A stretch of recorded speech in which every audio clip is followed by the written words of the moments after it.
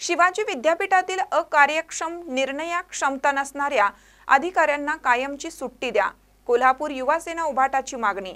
शिवाजी विद्यापीठातील अकार्यक्षम निर्णय क्षमता नसणाऱ्या अधिकाऱ्यांना कायमची सुट्टी द्या अशा मागणीचे निवेदन कोल्हापूर युवा सेना उद्धव बाळासाहेब ठाकरे गटाच्या वतीने आज देण्यात आलं।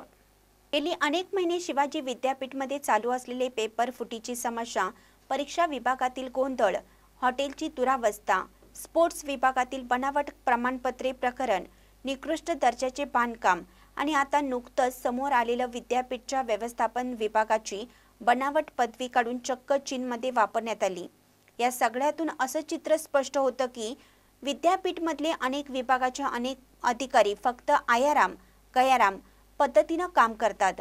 त्यामुळे विद्यापीठच्या गुरुकुल तसेच रजिस्ट्रार यांनी दोषींवर कारवाई करणं गरजेचं आहे, त्यांच्यावर गुन्हा दाखल करणं गरजेचं आहे। पण आपल्याकडून तसं होत नाही।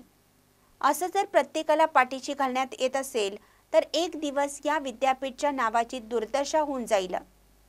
या सगळ्याचा गांभीर्याने विचार करावा, अन्यथा सगळ्याच अधिकाऱ्यांच्या विरोधात येणाऱ्या काही दिवसात उग्र आंदोलन करू याची नोंद घ्यावी, अशा मागणीचं निवेदन युवा सेनेच्या वतीनं आज देण्यात आलं। यावर रजिस्ट्रार VN शिंदे यांनी लवकरच यावर चौकशी समिती नेमून गुन्हे दाखल करू असं आश्वासन दिलं।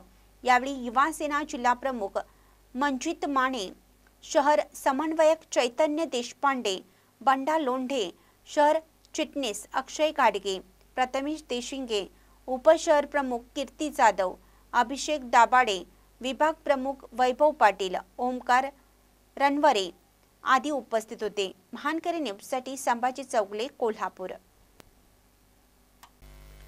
ताज्या बातम्यांसाठी महानकरीला सबस्क्राइब करा आणि बेल आयकॉनला क्लिक करा।